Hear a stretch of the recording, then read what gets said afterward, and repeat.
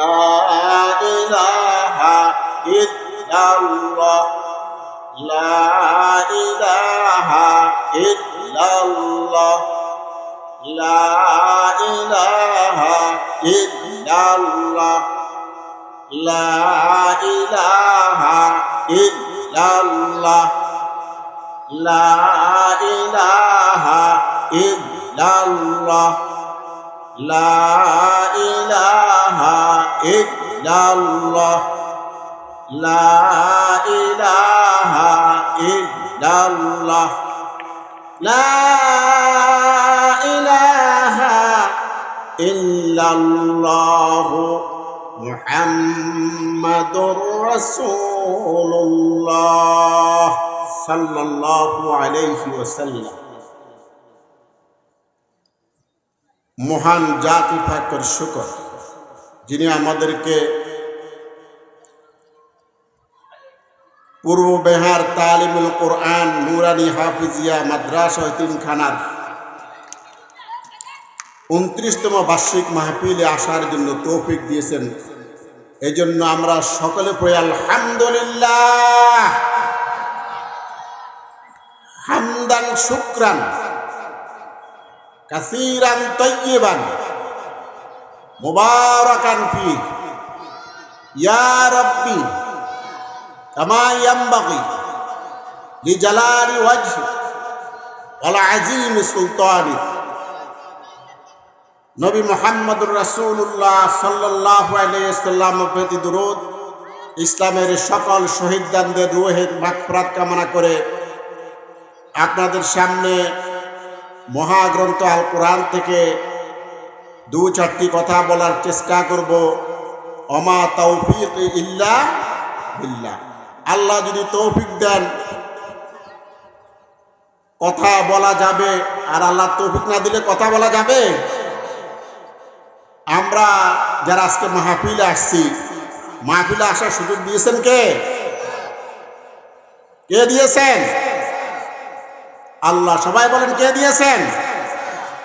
আল্লাহর ক্যামেরা কে মাহফিলে আছে না নাই? সবাই তো বললেন আছে না নাই? যারা এই মাহফিলে উপস্থিত আছে সকল এই খবর, এই ছবি মহান রবের কাছে পৌঁছতেছে না পৌঁছে নাই?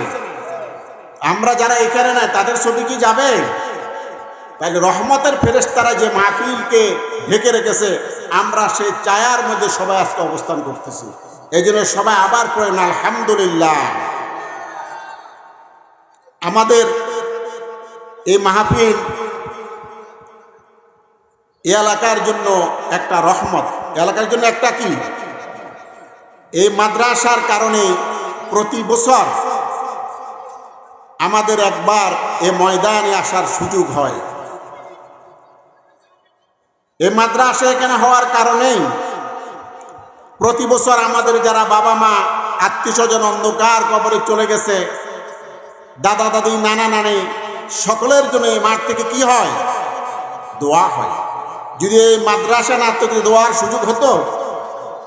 এই জন্য এই মাদ্রাসা আমাদের সকলের একটি প্রাণের প্রতিষ্ঠান। কিসের প্রতিষ্ঠান? প্রাণের প্রতিষ্ঠান। আমরা এই মাদ্রাসাকে ভালোবাসবো মৌখিকভাবে না কাজ দিয়ে? কাজ দিয়ে ভালোবাসবো। কাজ দিয়ে ভালোবাসা মানে আমরা আমাদের সন্তানদেরকে, নাতিদেরকে, প্রতিবেশীদেরকে বলবো সকলেই এই মাদ্রাসা আমরা ছাত্র দেব। এর নাম মাদ্রাসার জন্য কি করা? সহযোগিতা করা। আমরা মাদ্রাসার যখন যে প্রয়োজন জানাই যাবে, আমরা আমাদের সামর্থ্য অনুযায়ী মাদ্রাসার সাথে সম্পর্ক রাখবো। এর নাম হলো মাদ্রাসা হিতাকাঙ্ক্ষী হওয়া। এবার করে যে যেভাবে পারি সে সেভাবে মাদ্রাসার জন্য চেষ্টা করবে, এটা আমাদের মৌলিক দায়িত্ব। এই মাদ্রাসায় যে শিক্ষা দেওয়া হয়, সেই শিক্ষা, এই শিক্ষাটা কোথা থেকে এসেছে? কোত্থেকে আসছে? লৌহে মাহফুজ থেকে। কোত্থেকে এসেছে? আমার আল্লাহ রাব্বুল আলামিন ওই কোরআনের মধ্যে শুরুতে চ্যালেঞ্জ ছুড়ে দিয়েছেন। আমার আল্লাহ বলতেছেন, যালিকাল কিতাব এটা এমন একটা কিতাব, এটা এমন একটা গ্রন্থ, লা রাইবা ফি, যার মধ্যে কোনো সন্দেহ নাই। বলেন সুবহানাল্লাহ। এই কিতাবে সন্দেহ অতীতে ছিল না, এই কিতাবের মধ্যে সন্দেহ বর্তমানে নাই, এই কিতাবের মধ্যে সন্দেহ ভবিষ্যতে হওয়ারও কোনো সুযোগ নাই। বলেন সুবহানাল্লাহ। এই কিতাবের মধ্যে সন্দেহ আছে। এই পৃথিবীর মানুষ যদি কোনো গ্রন্থ লেখে, কোনো পুস্তক লেখে, তার শুরুতে তিনি ভূমিকার মধ্যে লেখেন, আমার এই বইয়ের মধ্যে, পুস্তিকার মধ্যে যদি কোনো ভুল আপনারা পেয়ে থাকেন, আমাকে যদি আপনারা জানান, তাহলে আমি আপনাদের কাছে কৃতজ্ঞ থাকব। কিন্তু আমার আল্লাহ তার গ্রন্থের শুরুতে ভূমিকার মধ্যে স্পষ্ট করে বলে দিয়েছেন, এটা এমন এক কিতাব যার মধ্যে কোনো সন্দেহ নাই। সেই কিতাবের এই মাদ্রাসার মধ্যে শিখানো হয়। কোথায় শিখানো হয়? মাদ্রাসা। এই মাদ্রাসা যারা ছাত্র, যাদের আমল নামা আজও শুরু হয় নাই, কেরামান কাতিবিন তাদের আমলগুলো লেখা শুরু করে নাই, আমার রাসূল পাক সাল্লাল্লাহু আলাইহি ওয়াসাল্লাম বলছেন, তাদের ওই যে পড়াগুলো হয়, পড়ার সবগুলো তাদের আত্মীয় স্বজন, তার বাপ মায়ের আমল নামার মধ্যে সেটা জমা করে দেওয়া হয়। বলেন সুবহানাল্লাহ। তাহলে এখানে যারা ছাত্র দিবে, তাদের সন্তানদেরও পড়াও, তাদের আমল নামা কি হয়ে যাবে? যোগ হয়ে যাবে। তাহলে যারা এখানে ছাত্র দিবে, তারা সৌভাগ্যবান না দুর্ভাগ্যবান? তারা সৌভাগ্যবান। অতএব এই মাদ্রাসা আমাদের জন্য একটা সৌভাগ্যের সোপান হিসাবে রয়ে গেছে।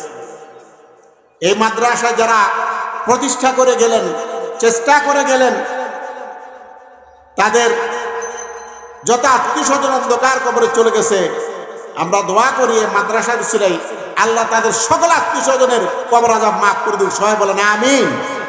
এবং যারা আজও বেঁচে থেকে মাদ্রাসাকে সহযোগিতা করতেছে, তাদের ব্যাপারে বলবো, আল্লাহ যেন মাদ্রাসাকে সাহায্য করার কারণে তাদের আল্লাহ পাক সকল ধরনের রোগ ব্যাধি দূর করে দেন। বলেন আমিন। আল্লাহ পাকে ইচ্ছা করলে করতে পারেন কি পারেন না?